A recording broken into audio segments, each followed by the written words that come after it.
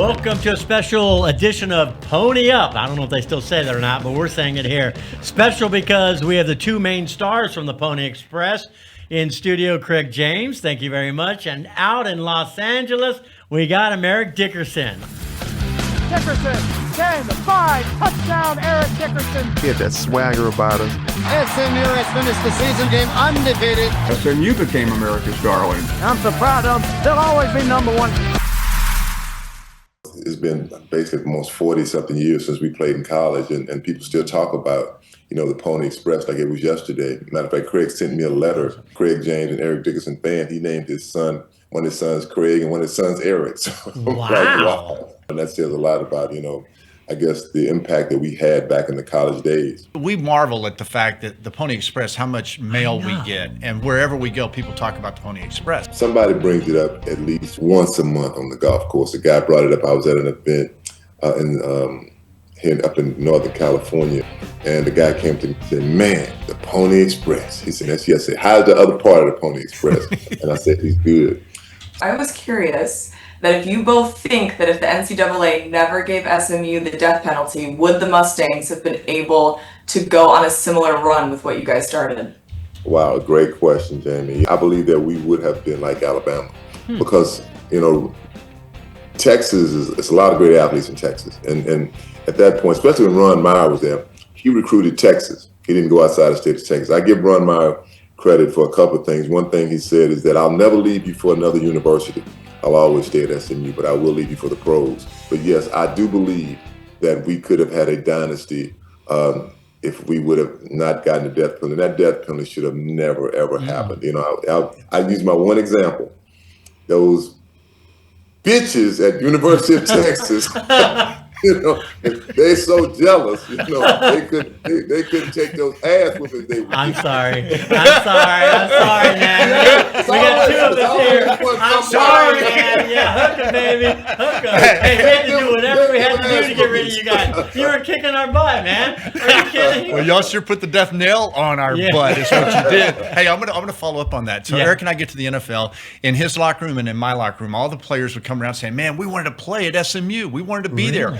It was Dallas. It is Dallas today. It's the vibe. It's the atmosphere. It's a great education. So I agree with Eric on this. Had Ron stayed there, we definitely would have won the national championship our senior year. We wouldn't have lost a game. We wouldn't have tied a game. Right. And then I've put this into Rhett Lashley's ear. I've said, hey, if Ron Meyer could speak from heaven right now, he would say, don't be so eager to get out and go to the greener pasture over there. Stay and win 5 or 6 national championships. That's the kind of opportunity that a head coach here has with players. Some great memories back in your playing days, guys, but none better than this.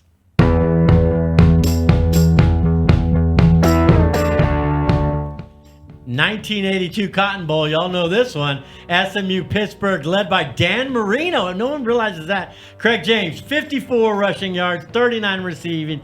Dickerson, 124 yards, offensive MVP of the game. Mustangs won 7-3, finishing as the only, I'm going to repeat it, undefeated team in the nation, 11-0-1.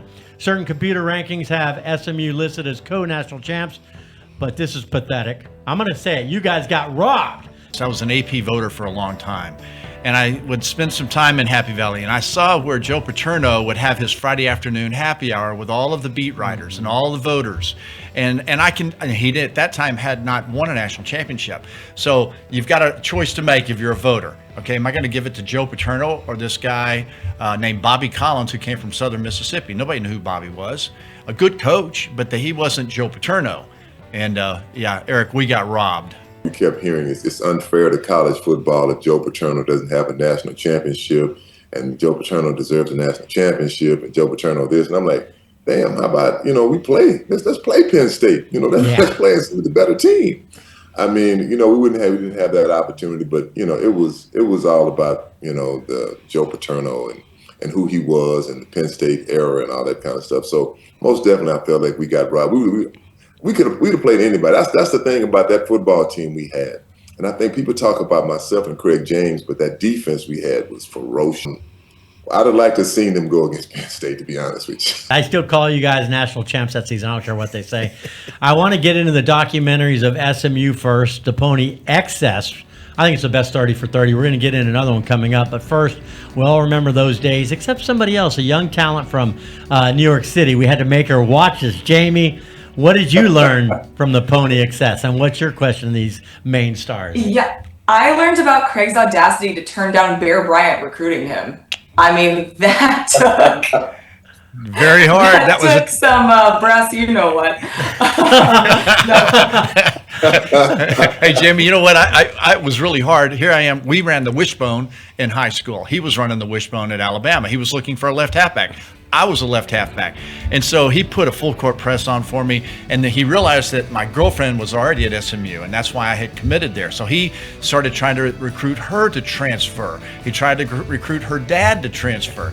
He sent the gal who had recruited me, my hostess, to Houston to try to break up our relationship. Wow. I mean, Bear Bryant went all in trying to make it happen. It was hardcore. That was tougher than Benjamin Franklin. I got to say one thing. I give my mom credit. She passed away many years ago.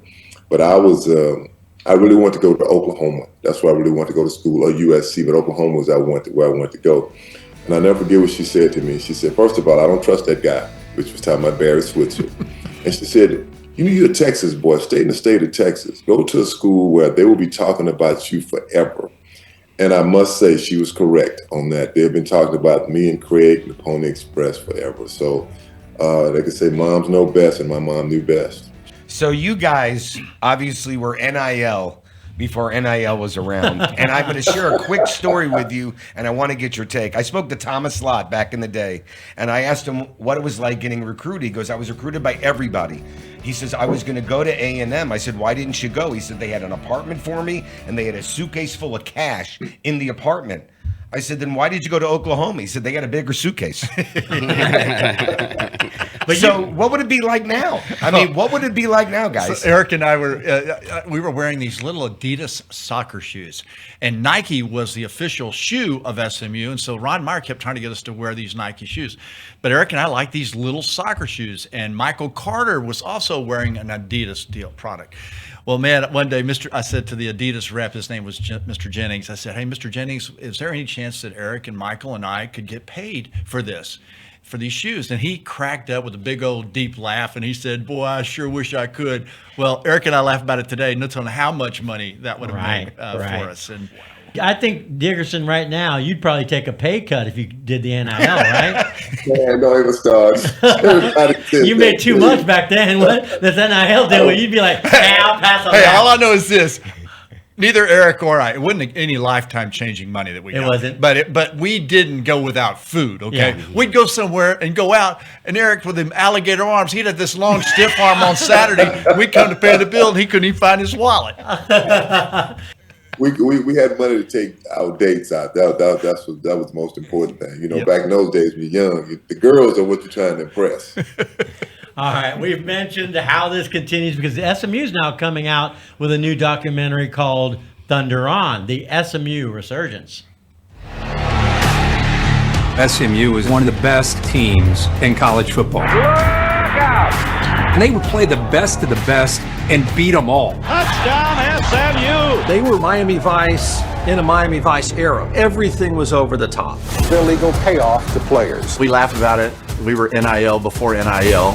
Everybody was doing it. But they made an example out of SMU. The harshest penalty ever handed out. The program would be considered to be terminated. For 30 years. This program was dead and buried. And then everything changed in college sports. Athletes can get paid from outside organizations. The stuff that cost SMU is now the stuff that benefits SMU. We thought, let's get a dozen or so successful business people and let's start to figure this out. Conference realignment is sweeping college football right now.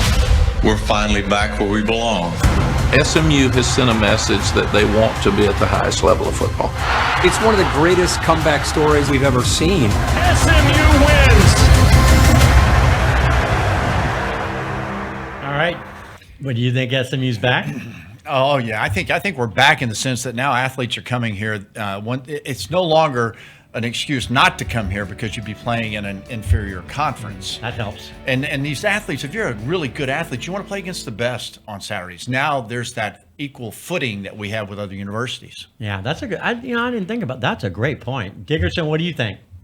Well, for sure, I won't forget when I was looking at different colleges, and playing on television was very important. I mean, they had the HBCUs back then that recruited me heavily, but they wasn't playing on national television, and that was one of my things. I wanted to play on national television, and so I think that right now, I mean, playing college football is great. I mean, the college football players are almost like professional football players. To be honest with you, they have just as much publicity. They're known just as much as the pro players, and I think every kid's aspiration is to play professional football. Even though it didn't work out like that, I try to tell these kids, look, get your education. You can't play. Everybody doesn't play professional football, but yeah, I think Craig is right on. I mean, what an honor for me to be able to meet with you guys today and ask you questions and to learn even more about the history of SMU and some of your fun moments along the way. Thanks so much for being with us. Yeah, thank you, Jamie. I said it earlier, watching you guys through high school to college to the pros and seeing you guys today has made it full circle. I think you guys are terrific. Keep doing what you're doing. It's great to have you here. Thank you. And we appreciate you guys coming on. Tony Fay PR as well, bringing you guys on, and the award, the college football's most outstanding tandem. I don't think there's ever going to be a better one than you guys, huh? What do you think? We had over 8,000 yards together, and we did that in 11 games. We weren't playing the 14, 15, 16 games. Man, if Eric and I had had another 8, 9, 10 games added to our career, our totals would be a lot different. But the thing that really stands out is that it can be done. You can compete with someone and still be a good friend. And we've proven that if you really are friends, you're friends. Eric, how have y'all stayed friends so long, man? That's amazing. Our beliefs. Craig was a Christian. I grew up as a Christian also, and it's always come to how you raised by your parents. I mean, his mom and dad, they raised him right, and mine raised me right. You respect people. My dad always say you treat people the way you want to be treated, and never judge. You say never judge, because people have a tendency to judge people they never met. You meet a person, you always, you not judging, but you take them on their own merit. And if that person is not a person for you, and my dad had a saying, he said, you treat him with a long handled spoon. But Craig was a guy that when I first met him, I liked him. He was fun. He was funny. And I'm going to say, he's one of the blackest white guys. One of the black guys I know. That's a perfect way to end it right there. There you go. Thank y'all for being part of this Dallas Sports Network and all the success you've had on and off the field. We appreciate you coming on. Thank you very much. Thank you guys. Thank you.